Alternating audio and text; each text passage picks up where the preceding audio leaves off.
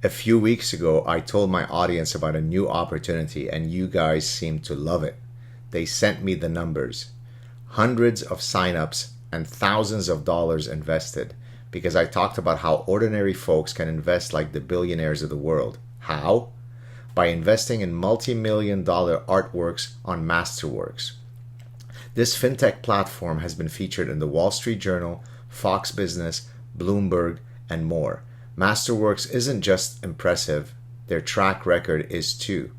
Because since 2017, Masterworks has successfully offered and sold 3 paintings, with each realizing a net annualized gain above 30% per work.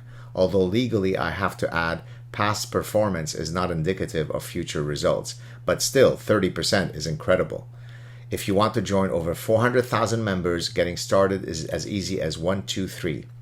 You can get priority access at masterworks.io/sadtruth. See important disclosures at masterworks.io/CD.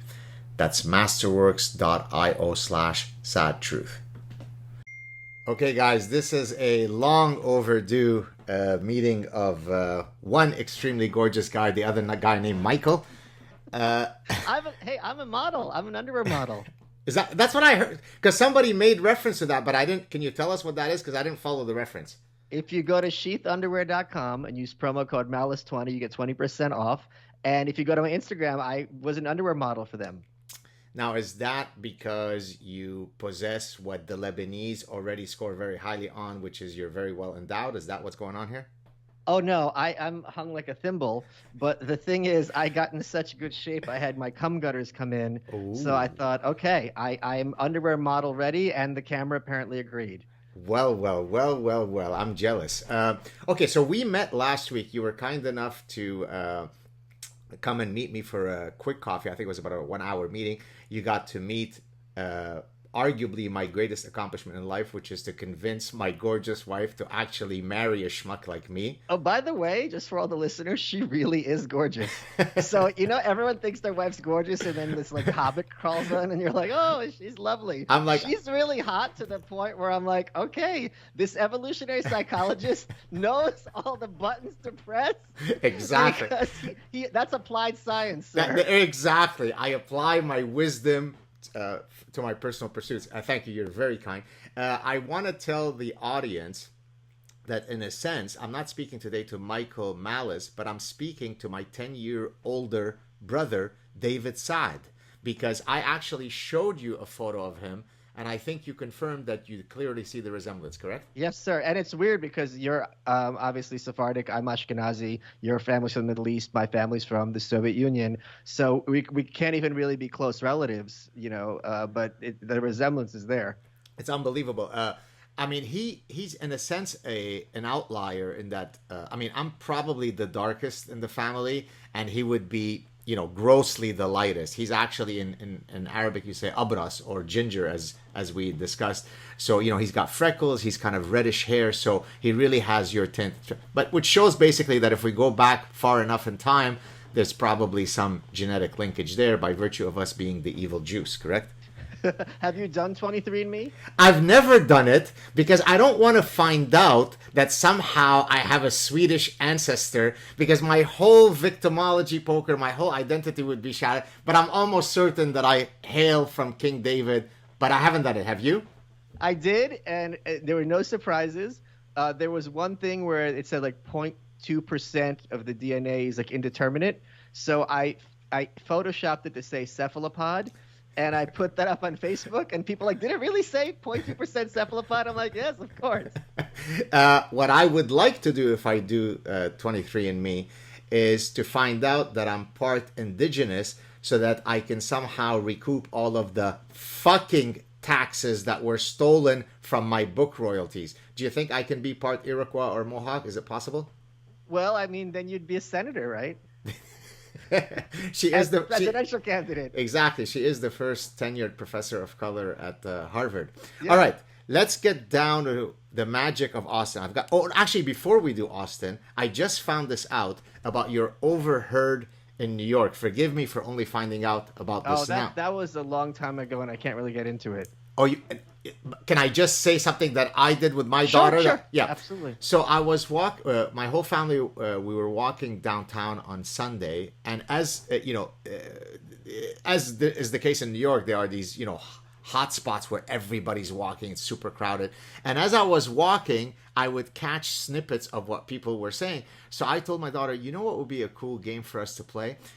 Imagine if we could tape, let's say, one sentence from each person, so that then we have a montage. Then you have to create a story using only the words that were picked up in those drive-by conversations. And then I find out that you sort of had something similar. Yeah, 20 years ago, Boomer. A great idea. This would have been a great idea in 2003. Hey, listen, you're talking about a great idea from 2003. I was just recently on Joe Rogan. I was telling him about my latest book that I'm working on deals with how to live the good life, and so I got into the ancient Greeks.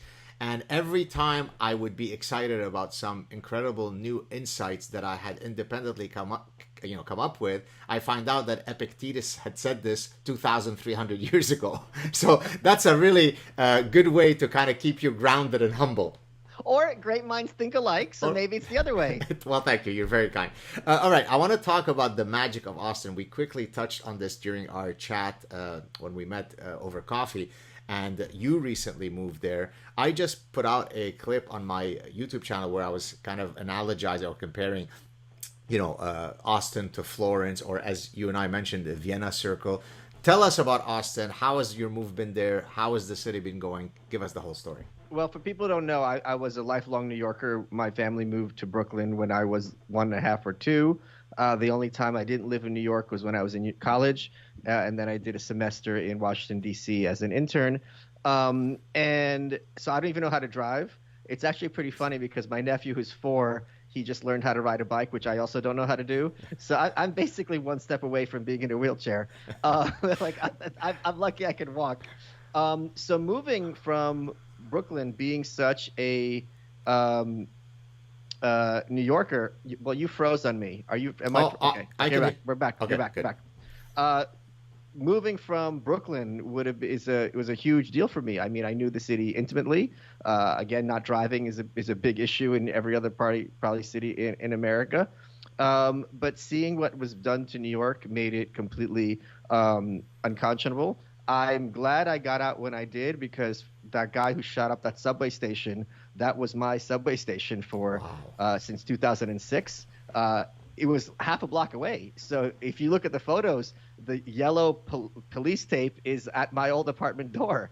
So when people, it was really funny because I had tweeted out something. I moved in August of 2021, and I tweeted out something in March or May, and I had said, I just saw 2 people in the course of 1 week smoking on the train, smoking cigarettes. I go, New York's not just going down, it's collapsing. And people are making fun of me. Oh, you're an anarchist, get over it. It's just cigarettes. And I'm like, no. I remember what it was like when I was a kid, because one day it's cigarettes, the next day there's this, and then it becomes violence. And very quickly that, of course, ended up coming true. I wish I was wrong. I wish I was just being, clutching my pearls, being some Puritan. But that's how these things end up happening. When people see they get away with one thing, they keep pushing the envelope. That's just perfectly logical and organic. So I am absolutely thrilled about being here, though I still haven't learned how to drive. But what you were referring to specifically, what I'm excited about is that Austin is becoming a great cultural hub. I didn't realize those last 2 years, it was a function of the lockdowns, but also the function of people fleeing New York, how isolated it got. And New York tends to be an isolated city in general, but there was always things to do, people to meet. That decreasingly was the case. And here in Austin, it's just been like, it's like, I'm not saying this in a pejorative way, but it's been like one guest star after another. Like I had breakfast with you. The next day, Kennedy, a good friend of mine from Fox Business, she was in town. This weekend, I'm going to SpaceX with Tim Pool. So, like every week, someone is coming through. And the thing is, the people who are coming through are all very collegial and kind of excited to talk to you. So there is this kind of sense of we're making something fun happen here. And it was very, like, I think it was Joe, and I'm sure you would agree, who basically sent out like a homing beacon, or like the bat signal. Like, listen, if you're a creative person who's making it happen in some way, come here. We'd love to have you. And what about Austin is special is there's a big Venn diagram. Like Detroit would be like Motor City, or maybe, Hollywood is obviously for the movies. But here you've got the crypto people, and then you've got these like the transhumanist people, and then you've got like the red-pilled people. There's a big comedy scene. Austin is known very much for its music scene, something I'm not particularly interested in because I'm an old man. I don't need to go outside to see the music. But, so many people are coming through. It's just been really, really a wonderful thing. And I'm glad that it's an unmitigated good, because if I'd been on the fence, I'd pulled a big trigger. Right. Well, I mean, you also mentioned when you were saying that all the people passing through, you very kindly invited me to get together, and apparently it's now part of a routine that you have a Gertrude Stein type intellectual salon conversations. Unfortunately, given the ridiculous schedule I had, I couldn't make it, but I am holding you accountable to invite me the next time I'm in town. Tell us about that, because I mean, before you answer that question, one of the things that I often rue about academia is that while many people are supposedly professional intellectuals, I mean, they're professors, they actually score, in my view, very low on intellectualism, right? Yes. Because they know their little narrow areas very, very well, and they could, talk you to death about the narrow, set of studies that they've been doing in the past 30 years, but take them slightly out of that lane and they become babbling imbeciles who know nothing, right? Whereas intellectualism is a form of intellectual curiosity. I want to sit with people who are artists. I want to sit, and I've always fantasized. I've always told my wife that I've always wanted to have a like a Friday night Shabbat dinner where you invite the great photographer and the painter and of course the philosopher and the academic, so that my children grow up hearing stories of great people. I mean, I guess you've created my fantasy get together. Yeah, so one of the things that I think the right gets wrong, and I think you'd agree, is that there is a big sense of cultural lack of curiosity, and also this delusion that the arts are somehow a democratic idea or belong to the left. Now, this, I'm sure, from evolutionary psychology, that leftism tends to be much more receptive and interested in innovation and new ideas. Definitionally, people on the right or conservatives, not using those terms synonymously, tend to like what they know. I think having a passport in America correlates very well to how you vote, so things like this. And as a result of this, there's huge areas of interest that I think most people on the right would tend to just dismiss or just congenitally not be interested in. It's not my kind of thing, which is a shame, because and one of those things is like modern art. I think they think you could hear how they talk, that everything's Jackson Pollock and everything's illegitimate. And Jackson Pollock is not illegitimate. Jackson Pollock was responding to something previous to him. Modern art, if you look at modern art, it's basically like walking into if you have this perspective, it's like walking to a comedy club, hearing only the punchlines and being like, this is stupid. You're like, yes, it is stupid, but you're not understanding what it is that you are perceiving in the conversation. But specifically Gertrude Stein. So Gertrude Stein and her brother Leo Stein, they were expats from San Francisco. They moved to the left bank of Paris in the early 1900s, and they became two of the earliest collectors of modern art. And they basically had this little room attached to their apartment in Paris, where they just started putting up all the pictures. She used it for her writing. He used it for his painting. They had a falling out. Gertrude moved in her girlfriend, life partner, Alice B. Toklas. And, the walls became covered with all these pictures. Most prominently was this famous Picasso drawing of her. And the anecdote was, it doesn't look like her. And Picasso goes, don't worry, it will, which is a great comment, which can be read many ways. But most obviously that the image of someone becomes more known than the person themselves. A great example of this is Neil Armstrong. If I ask people, what does Neil Armstrong look like? Most people don't know what his face looks like, but it's the guy in the moon, right? So the image is more important than the actual face. But what she did is, because people wanted to come by and see all these pictures, this is before television or even radio, there's nothing to do. So she's like, all right, stop bothering me. So Saturday nights, she would have these little get-togethers, and Hemingway would be there, and Fitzgerald, and Picasso, and and Matisse, and all the greats. And she later wrote a book about it, which apparently was full of lies, and then there was a pamphlet denouncing her for all these lies by Matisse and Brock, and they're like, this woman didn't know what she was talking about. But the point stands, I turn my living room, I have a big space, like when people come through, I did it for Kennedy, I did it for my buddy Jake Shields, who's an MMA fighter. I'm like, all right, I'm having get-together. I think it's a good idea where people who are making it happen should be in the same room and get to know each other. But are you opening it up? Forgive me for interrupting you. Are you opening it up for a meetup for fans, or are you? No. No, okay. It's just for the people that you're inviting to that get-together. Yes, okay. A very small. I keep the guest list small to be intimate. It's not a house party, but I think it's exciting, like you said, with your kid. Have all these people who are making it happen. First of all, you're in a space where you don't have to worry about who you're talking to, which is very important. Like, is this person going to smile and nod, then go on Twitter the next day or Substack and write a piece? I couldn't believe it, blah, blah, blah. Right. But also, Austin is the downside of Austin. It's small. There isn't really like a go-to place.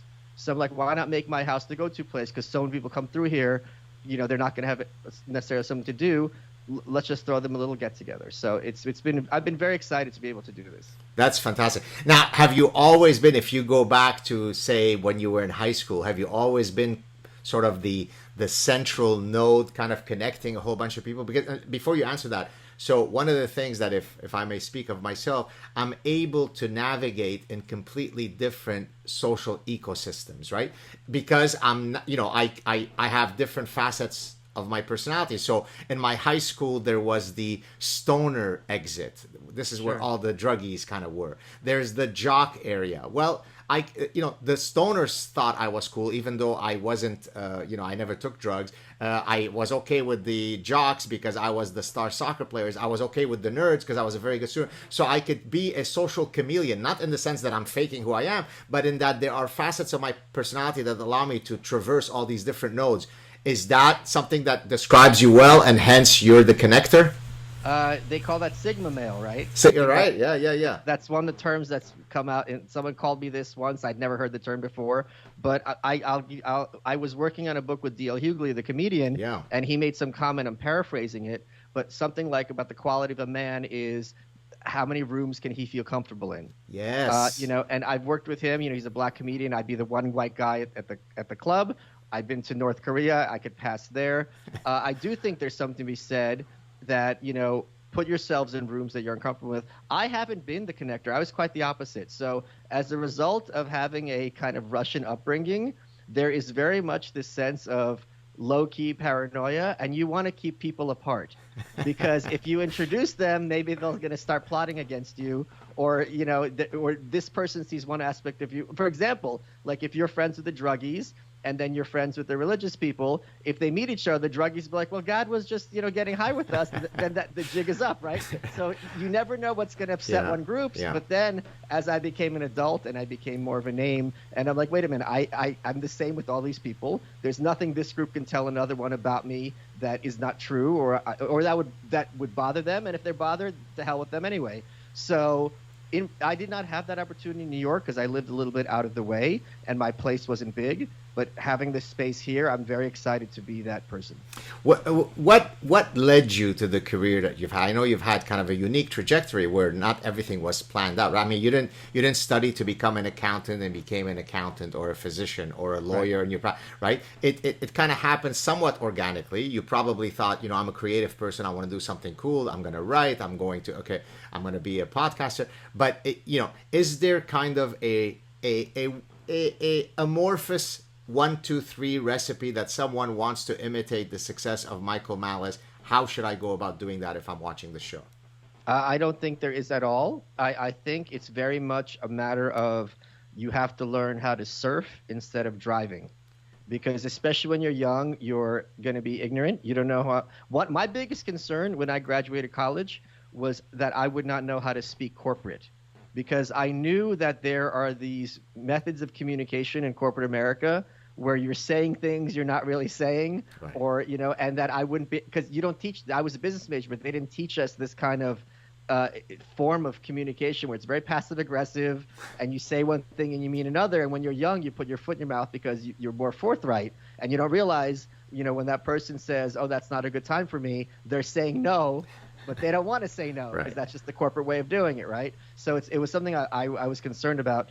But I think it's one mistake young people have is they think, maybe they get this from the movies, you get one break, and if that break falls through, you're done for. That's not true. If you are a quality person, an ambitious person, and a competent person, you knock on enough doors, eventually one of them will open, even if that person is just dumb and takes you at face value and you've kind of tricked them. You passed by their filter. So I think a lot of it has to do with putting yourself out there and also accepting that you're going to have a lot of doors closed in your face.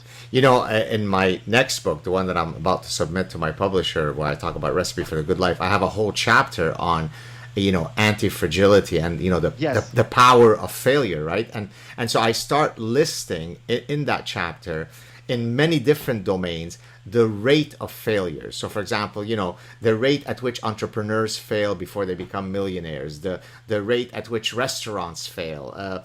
For example, in academia, the rate of rejections in peer-reviewed papers is astronomical, and this applies whether you're the greatest academic or a nobody, right? Just the mere fact of having people judging your work in a very critical manner will result in many of the top journals that I'm certainly aware of, you have rejection rates of 95%. So I mean, imagine you're engaging in an enterprise as an academic where from the day that you first conceive of an idea, applying for a grant, executing the research, writing up the paper, could be 3, 4, 5 years, and then you go through a peer review process that might be 1-2 years long, and then with the ultimate goal or the ultimate outcome being that paper gets rejected and now you have to start over at another. So just persistence and grit is maybe 90% of the battle. Yeah, I have at least 3 books that I've written that have not been published that are on my hard drive and a screenplay. And at the same time now, and I'm in a completely different position because the Anarchist Handbook, which I put out last year, it's a collection of essays that hit number 3 on Amazon, like of all books. So I was beating Oprah and Barack Obama. I don't have any even hypothesis how that happened. But the point is, you go from one extreme to another. And the advice I always give people, and I think this is really probably the best advice I have to give, is if you want to be, let's suppose you want to be a writer, right? Go to any bookstore and look around at the shelves and look at all those really shitty books. That could be you. You could be that shitty writer where your where friends are like, how did he get a book deal? This book's shit. But when you have it in those terms, instead of being the next, Shakespeare or the next, whoever, Hemingway, or whoever you admire, when you have it in things that are reasonable within reach, all of a sudden it doesn't become impossible. Then it becomes a matter of, okay, let me reverse engineer how this jackass, whose book is completely terrible, how he made it happen, because surely I can do what he did. But you agree with me that probably the top book in the last 3 years is White Fragility. Can we agree on that? The best. I sleep with it under my pillow. Very good. So do I. I was very rude in not formally introducing you. So since you mentioned one of your books, let me mention the other ones and let's plug those in so that people can rush out and buy them. So first, you're the host of the widely popular You're Welcome, Misspelt on Purpose. It's not misspelled. It's You're Welcome. This is yours? You're Welcome. Oh, okay. Well, I apologize. And titles can't be misspelled. They're formal nouns. I stand corrected. And then we've got... It's okay. English is both of our second language. It's actually my 4th language. Oh, excuse me. Arabic, my mother tongue, then French, then Hebrew for religious purposes, then English when I first came to Canada from the Lebanese Civil War. You've been a co-author on many books as a ghostwriter, etc. So I won't mention those, although they're of course valuable and you worked hard on them. But the ones that are sole authored: Dear Reader, the unauthorized autobiography of Kim Young, Young is it or Jung? Kim Jong-il. And then The New Right, A Journey to the Fringe of American Politics. And you mentioned earlier the Anarchist Handbook, which is a collection of essays. Guys, go out and check these out. We actually talked when we met in Austin about the 2 options of either self-publishing versus going through an established publishing house. Do you want to briefly talk about that for our aspiring authors? Yeah, it's well, I don't know about aspiring because I think if you are aspiring, it's going to be very hard to break a book out. Yeah. Publishing is in a bad way, and most publishers will tell you. I think all mainstream publishers will tell you that unless you have a platform, unless meaning you have an established audience, the possibility of getting a book deal is very, very low. Yeah. People have this idea again from movies and television that if I have a great idea for a book or an amazing novel, I can get an agent and I can get a contract. It's almost impossible. Yeah. So if you want to be an author, the best advice I can give you is become a name, and then you're going to be able to be an author. Then they'll give you a contract. It's a very frustrating process. And the thing is, if you self-publish, for every book you sell, you get $6. If you publish through a mainstream publisher, you get $1. At the same time, the mainstream publisher produces the book. They have an editor. They have a copy editor. Legal goes through it, book designer, and distribution. So that's things and they give you credibility. If a book is self-published, the New York Times and other agencies will pretend it doesn't exist, which is fine, but that's somewhat changing. My book, Dear Reader, which I did from a Kickstarter, I had an hour on C-SPAN. I think I was the first one to have that happen. So those walls are coming down because it's harder and harder to pretend that a book which has a large audience, because there's lots of authors what's his name, David Asprey, who was one of the first paleo guys. He's self-published technically, but the book is huge and he's an innovator in his field. So of course people are going to read it. It doesn't make it less legitimate, if you know what I mean, if his technical knowledge is there. But at the same time, the book I'm working on right now, The White Pill, I just, knock on wood, finished the last difficult chapter last night, so it's going to be all smooth sailing for the final third. If I dropped it today to, in May of 2022 to a publisher, it would be out in May of 2023 at the earliest. Whereas with me, if I get this done next month, I could have it out in July or August. And you don't care about the imprimatur of the high quality publisher in your case, so that already takes away that whole thing. Exactly. That doesn't give me anything, and me personally doesn't give me any value. However, if you don't have a name, it will give you a lot of value. Yeah. That is something that adds to your resume. It's just like it's exactly the same as a college degree. I can have an audience and people listen to my ideas when I talk about, but if I wasn't, a Michael Malice figure, if I have a Harvard credential, that's not nothing. Oh, you froze. Oh, I'm still. Can you hear me? Yeah, now I can hear you, but okay. you were patchy. Okay, let's keep going. Go ahead. I was just. I'll to repeat what I just said. Sure. If I had a Harvard credential, if I wasn't a name, that still opens a lot of doors. That's not nothing. Yeah, very nice. Of all of the different hats that you wear, author, podcaster, political commentator, is there one that's closest to your heart? This is the one that I'm most naturally gifted at, that I enjoy the most. Do you have that, or do you enjoy the fact that you're wearing different hats and hence variety seeking? I think the one that's most important to me is being an author, because I think that's my legacy. I do enjoy being a pundit and running my mouth, and people seem to enjoy watching me on these shows, and that's great. But that to me is somewhat more ephemeral. Yeah. Whereas a book, and this is maybe my bookish nature, that's going to be on that shelf long after I've gone. Yeah. So I think that is something that is where I put the most energy into and I take the most pride in, even though it's probably the least, the amount of people who read my Twitter is 400,000. Yeah. If I'm on Rogan, it's going to be millions. I'm not selling 400,000 copies of my books, but it's still something where I kind of have the most pride in. So of course I also wear many different hats. What I love about book writing, as opposed to say my academic writing, the academic writing has a template where there is the introduction of the problem, there's the literature review, there is the the hypotheses, methodology, data analysis, conclusion. So the details that I fill in will change depending on the research project, but the template is always the same in an academic paper. Which is fine. I mean, that's okay. What I love about book writing is that, sure, I may start with a book prospectus. I mean, when I'm pitching the idea to my publisher, I have to have a clear idea of where I'm going. But then there is so much that's organic, right? I mean, yes. Here is a section that's 7 pages long that I had absolutely no idea when I first pitched the book idea with my book perspective that was going to be there. That came up, synergistically, organically through my process. That I find very exciting because I don't know where I'm going when I'm writing a book in many cases. Do you feel the same way? Yes. So this next book I'm doing, The White Pill, is completely different from the original concept. The original concept was to basically apply Camus' absurdist philosophy to contemporary life and give people advice on kind of how to be happy in that context. And there's none of that in the final book. The final book is about the rise of the Soviet Union, the Western response, and its defeat. Wow, that's a big left turn. Yes, very much. So it's completely a different book for that I started writing. But that's an extreme case, I think. Wow, amazing. Okay, let's, I guess I would be remiss, given that you are Ukrainian American, it has to be that I ask you about your views of, drumroll, Ukrainian War. Take it away. Anything you want to say, any analysis you want to offer?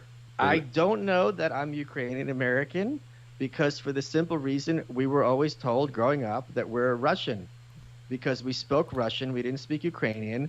And my parents always told me that the Russians hated us a little less than the Ukrainians did. But then, so I don't have any particular insight as to what's going on there.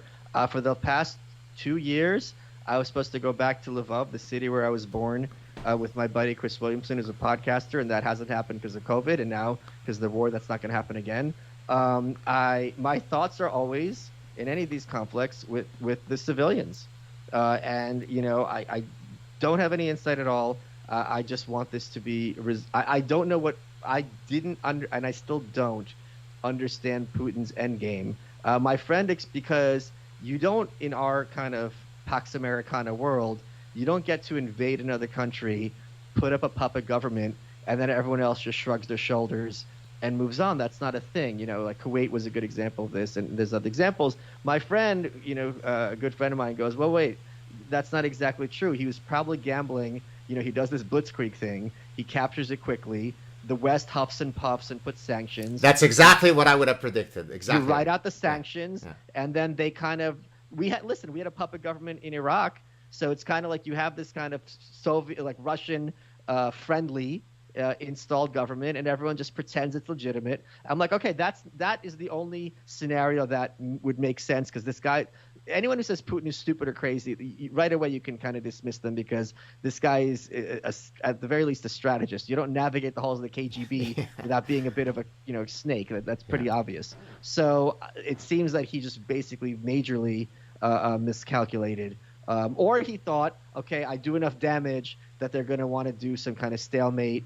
I get some of it, and the rest goes away. So it seems to have kind of faded away from the news. In fact, because it's hard to give a narrative now. Yeah, right. Well, I guess you know who Tucker Carlson is. I don't know. Have you been on his show? Yes, sir. Yeah. Yeah. So I went on Tucker Carlson both on his television show and his long form podcast. And at one point, I had posted just like a warm thank you Tucker for hosting me. It was lovely for you to meet my family. Blah blah blah. And then one of my cousins, who was my closest friend. And I'm going to come to Ukraine in a second, who was by far my closest friend and a blood cousin. I mean, he was my cousin. I went through the Lebanese civil war with him. At one point, he was stuck at my house because the fighting was so severe that he couldn't even go home, which was 5 minutes away. So we have these really deep, horrific personal experiences together. He disowned me because I had said something nice about Tucker, that I had actually gone on his show. Really, how low can you go? Have you no shame? So that kind of shows you what happens to parasitized minds, that he can kind of his disdain for Tucker supersedes any familial affection he might have had with me. And so now I'm going to link it to Ukraine. I think one of the reasons why people hated him now, I mean, most recently they hate him for all sorts of reasons, is because he's arguing, at least as I understand it on his show, look, it's horrible what's happening in Ukraine, but is it the job of the United States to be, engaging, giving that much treasury to that cause when there are so many domestic problems that we should first be, at least let's have a conversation about that. How much of our money should be going, for other folks versus taking care of our land?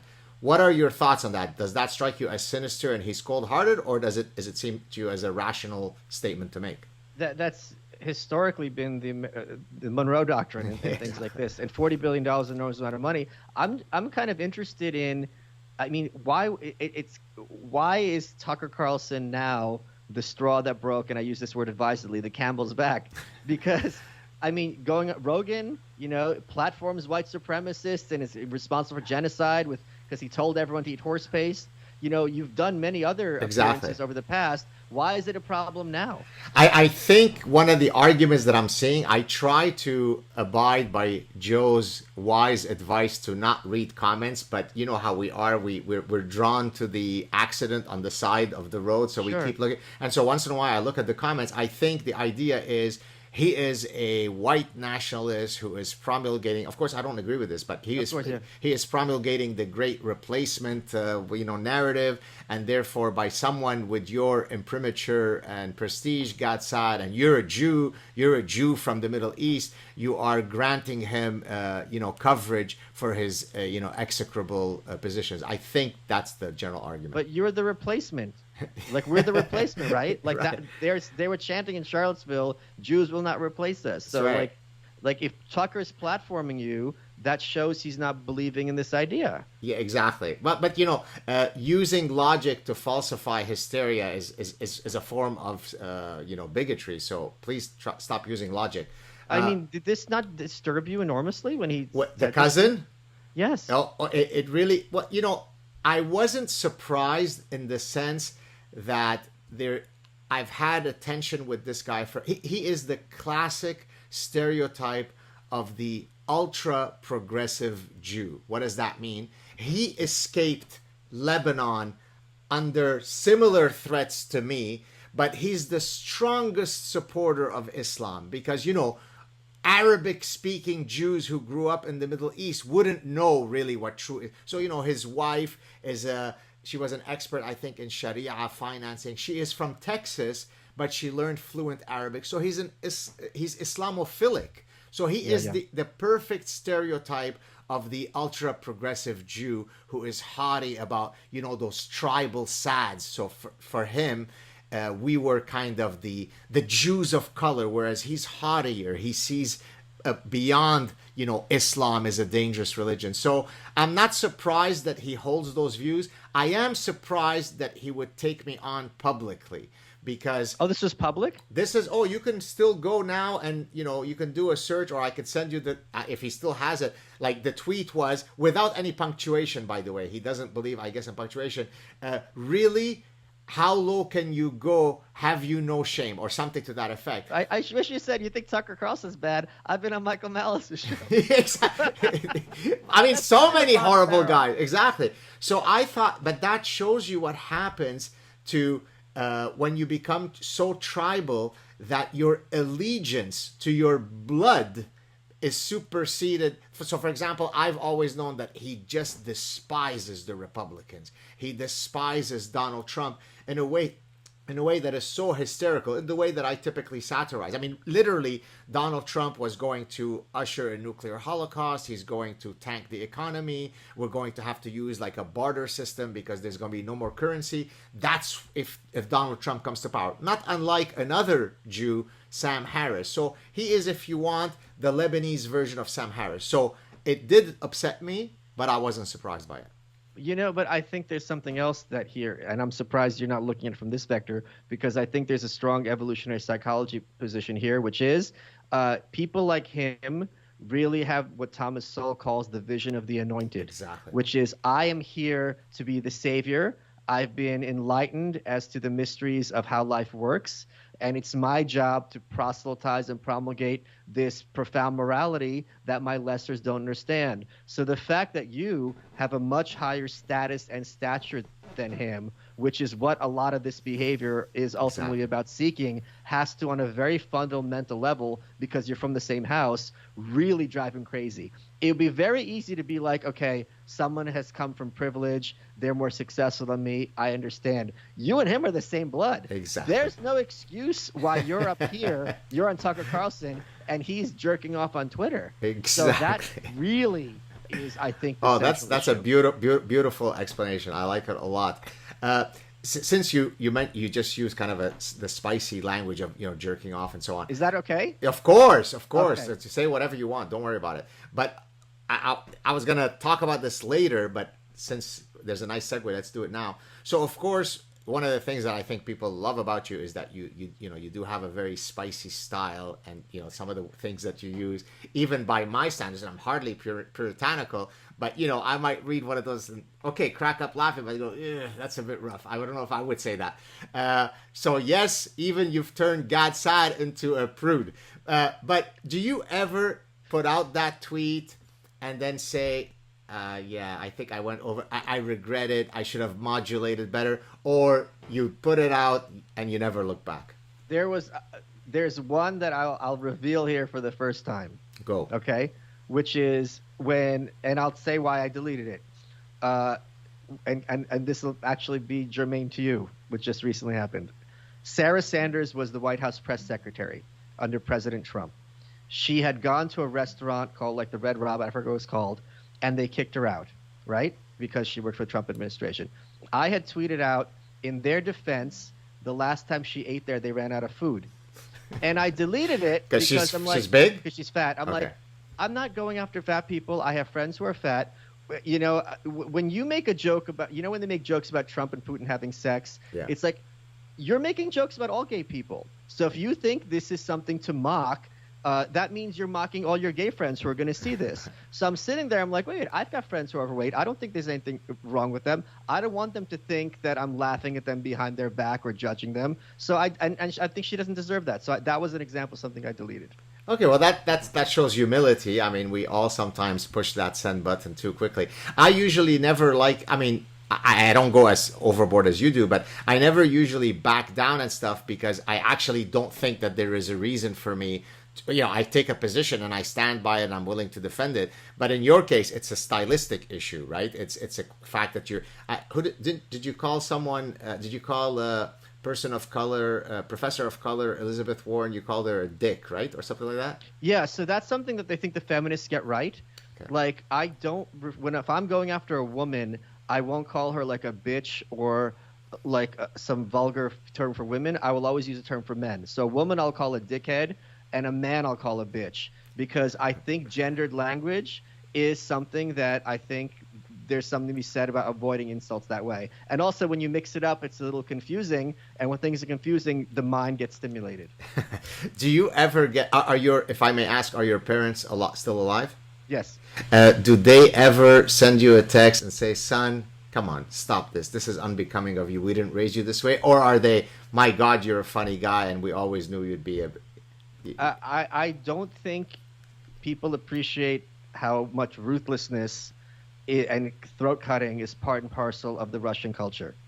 So there's never been any, like my grandma would be like, oh, if the kids in school kill themselves, too bad, we're weeding out the weak. So that's the mindset where I come from. Yeah. It's very cold-blooded and ruthless. And the thing is, it's very much don't start fights, but finish them. Right.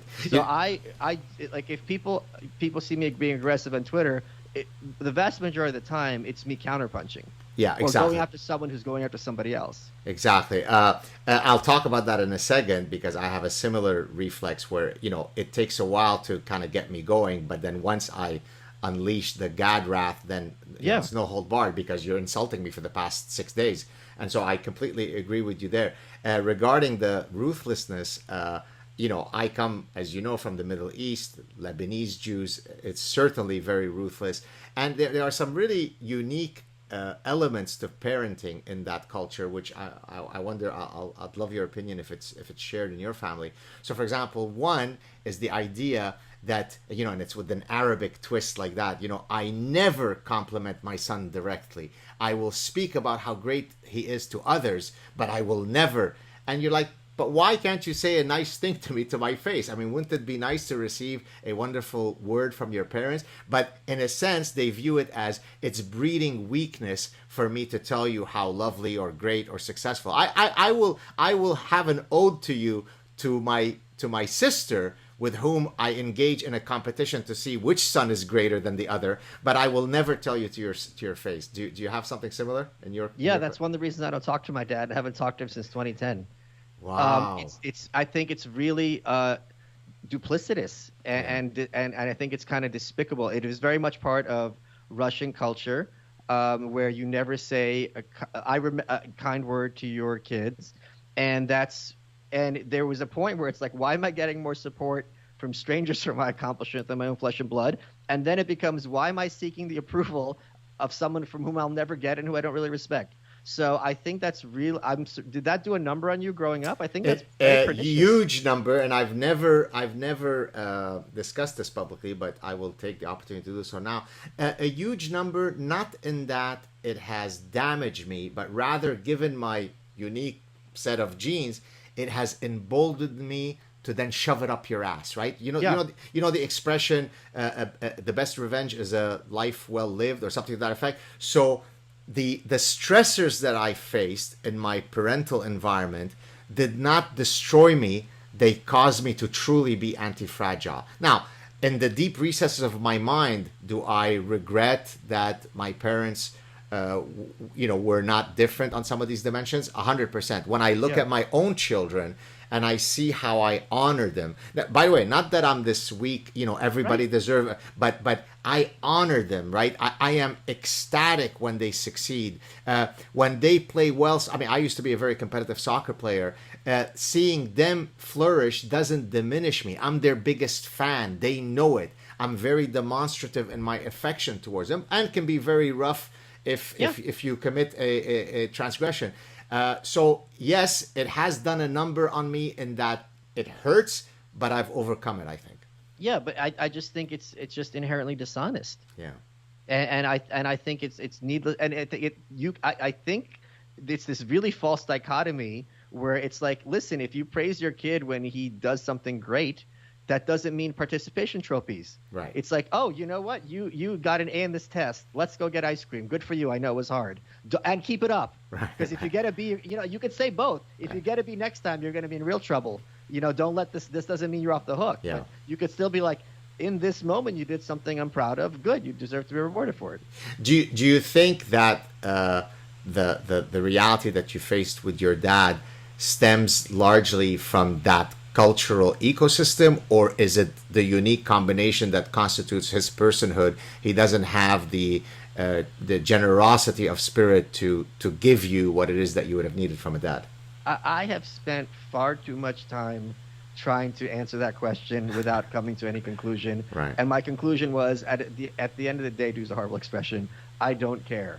If you're just doing the wrong thing toward your kids, and you're told this is the wrong thing, and there's no self-examination or concern, I'm not going to try to reverse engineer you. I can only do so much to meet you halfway. Do you think, and forgive me, you tell me if I'm getting too personal, and we'll get off the top. You're fine. Okay. Tomorrow, he watched the show, although I won't be posting it for a while. He watches the show. There's no possibility of that. Come on. I'm kidding.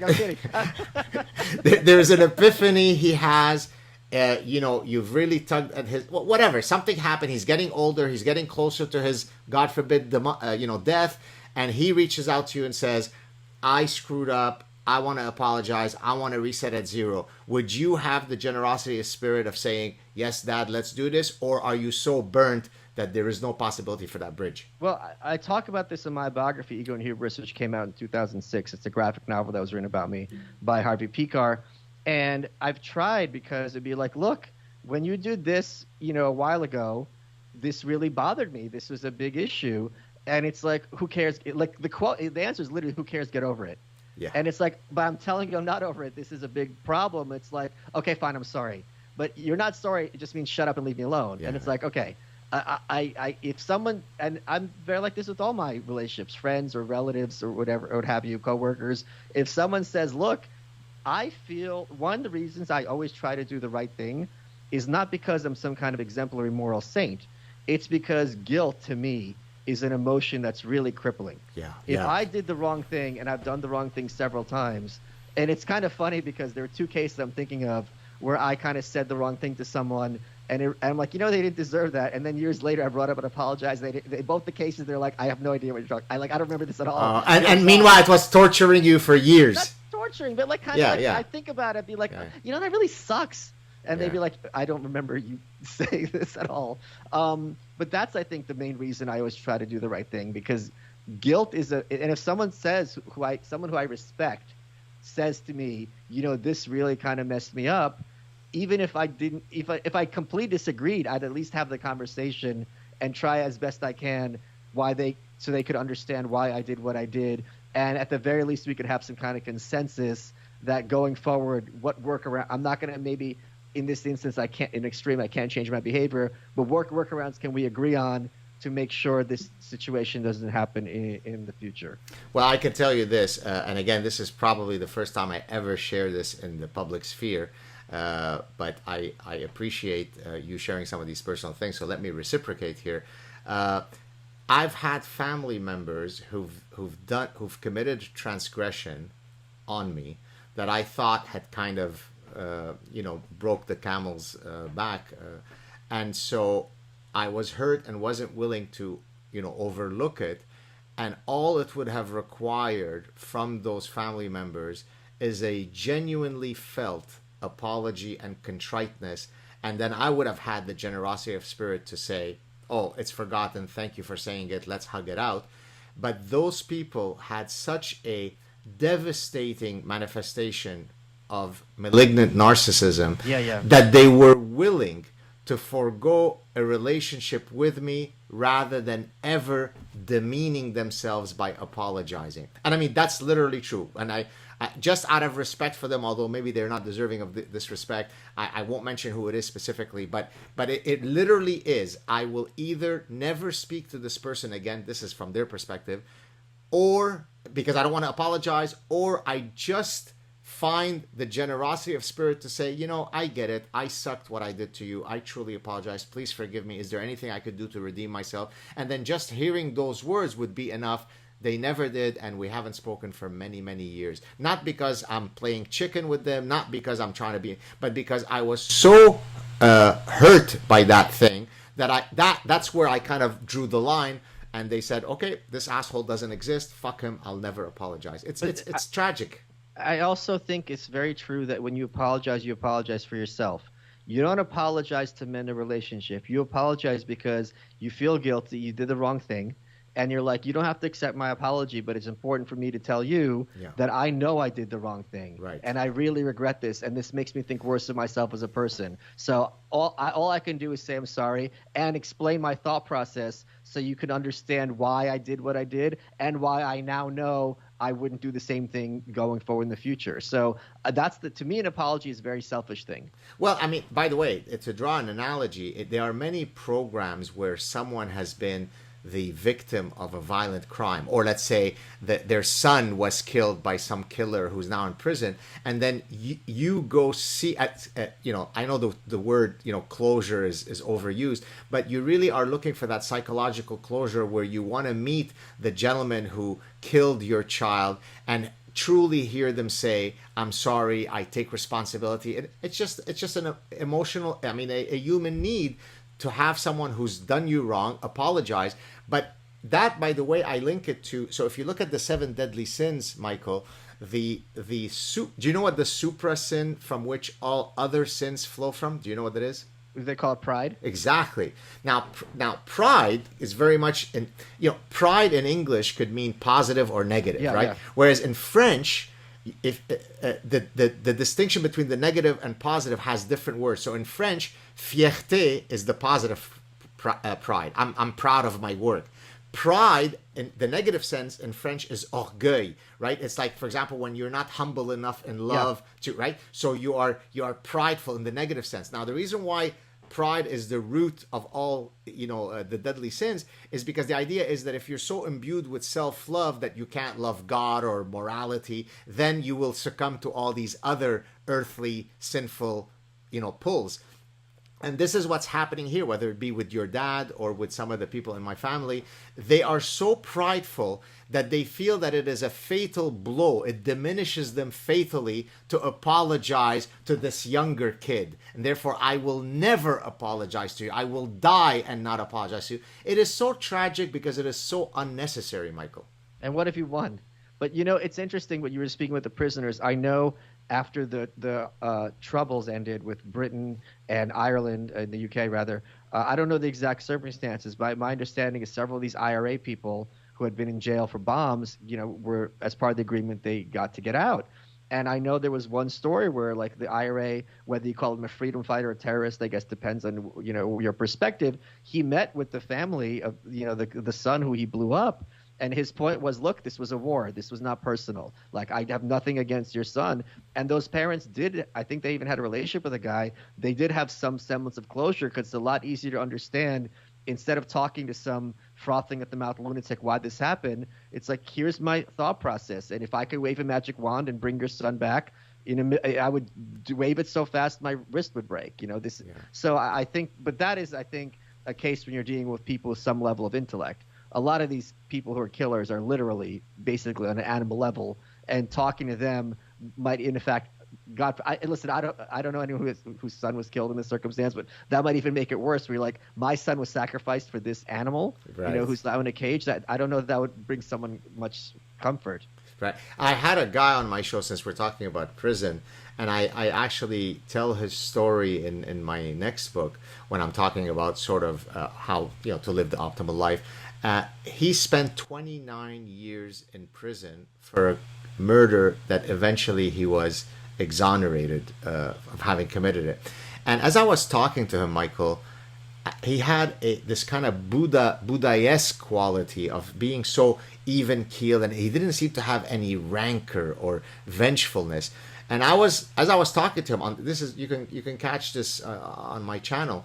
As I was talking to him, I said, you know, you definitely are a better man than I am, because if I had experienced 29 years someone stealing of my freedom, I would be so vengeful. I would probably have died of the poison in my body because I want to burn the whole world. And so I use that as an example of really, truly this kind of Christian concept, which at times is kind of overactivated, of forgiveness. But in a sense, had he not been this forgiving, he probably would have drowned in his, you know, vengefulness.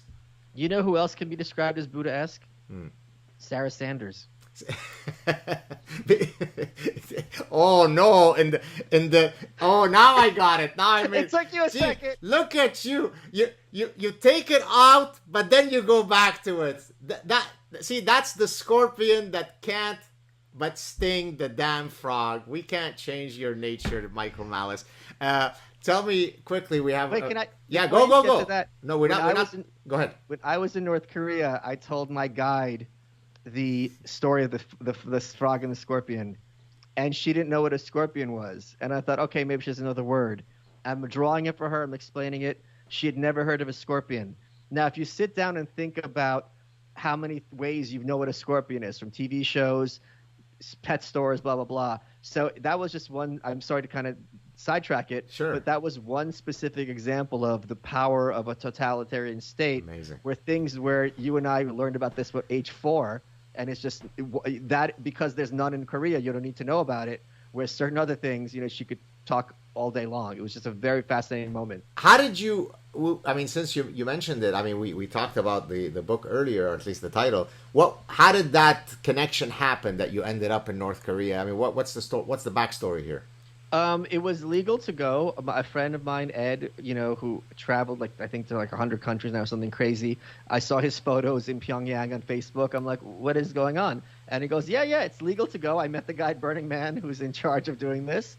So that was the first time I had some real coin in my pocket. So I'm like, okay, this is the only chance I'm going to get to see what my family went through 100 years ago or so under Stalin and Lenin, to see kind of this kind of totalitarian communist state. And I was like, all right, maybe I'll do a book out of this. If not, it'll still be a fascinating experience, which it absolutely was.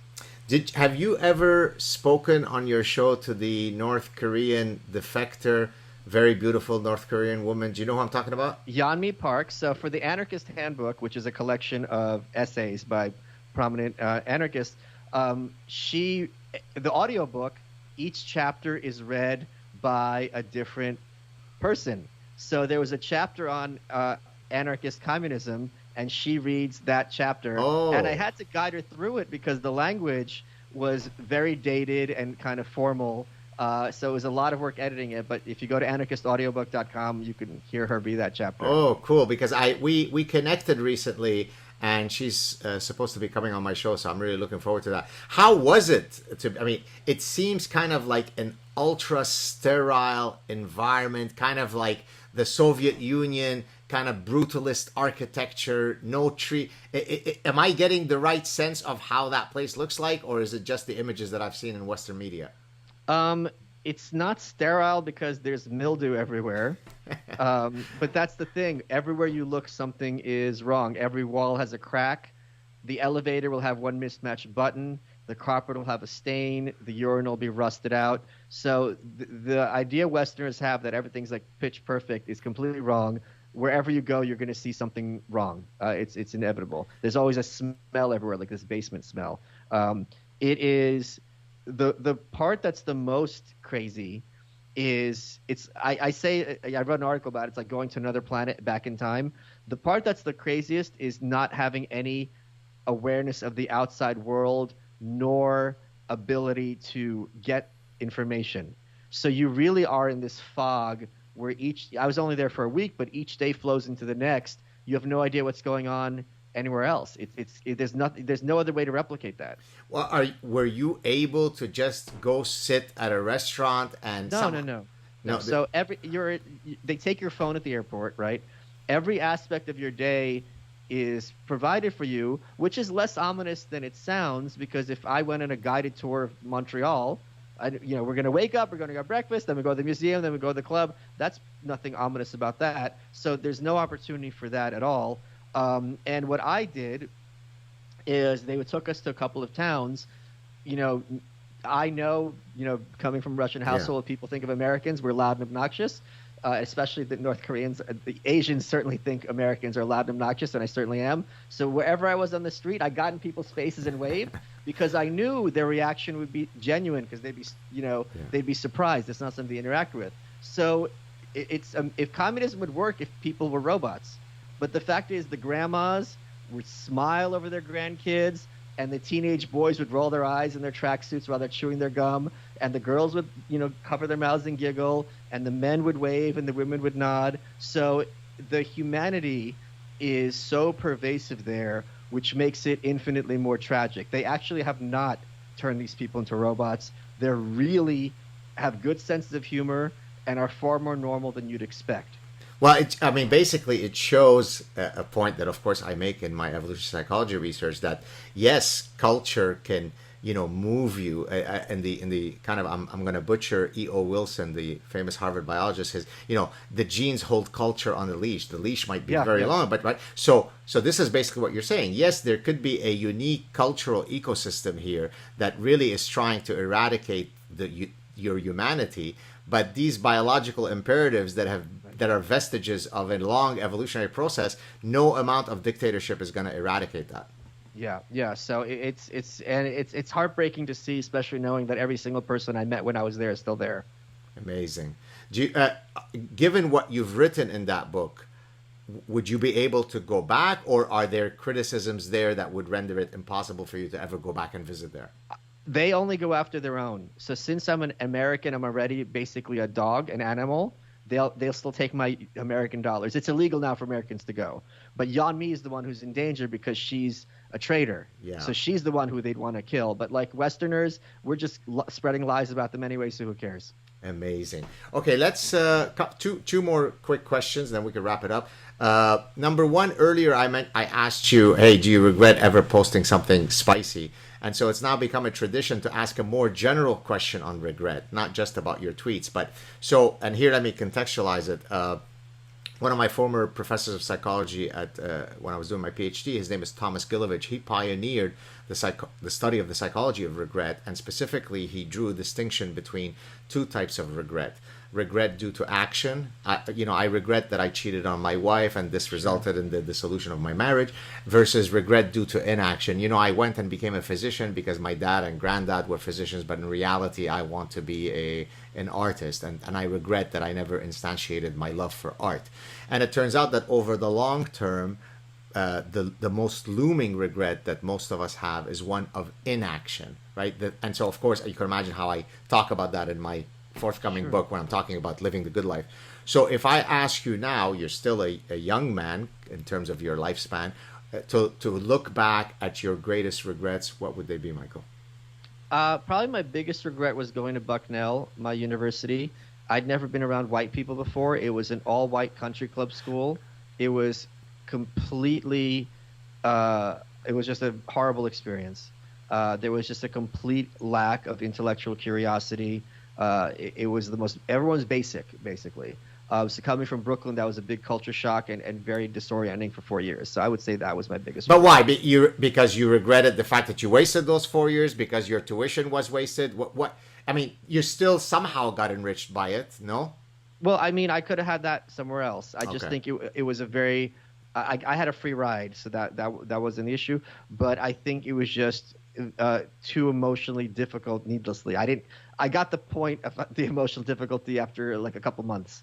So I think that would be probably my biggest regret. I don't think this metric is. I hate people like I have no regrets, but I've made mistakes, but those are learning opportunities. And for me, it's very exciting. I don't know, exciting, but there's people who are friends of mine who I kind of mentor younger kids, and it's great because when you're 21, you don't have the data to make these decisions, and now at my advanced age, I can be like, no, this is the answer. So I have the opportunity to save them from having to suss it out, which they have the mental capacity to do. They just don't have the experience. So there's something to be said for when you make the mistake, you learn something in the sense, oh, this is how it works, and now I won't make the mistake in the future. Well, listen, if going to Bucknell is the first top of mind regret that you have, I think you've lived a pretty successful life, sir. So. I'm happy pretty much all the time. I'm thriving. I get to write books on whatever I want. I have a big audience. I get to be a complete douchebag on Twitter with only positive repercussions. This is my job. Me sitting here and talking to you, and I think it's very clear. I'm not kissing your ass, but anyone watching this sees I'm having a good time, and so are you. Yeah. So if this is work for me, I mean, how bad can my life be? So what a wonderful way to view life and to exhibit, gratitude to the cosmos that led you to be here. I'm very, very blessed, yes. Last question. What are some projects that you're working on that people may not know of that you'd like to maybe use this platform to promote?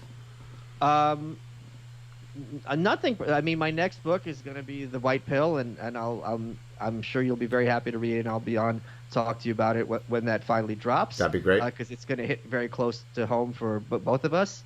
And yeah, they can follow me on Twitter, or my YouTube is Michael Malice Official, and they can watch my podcast there.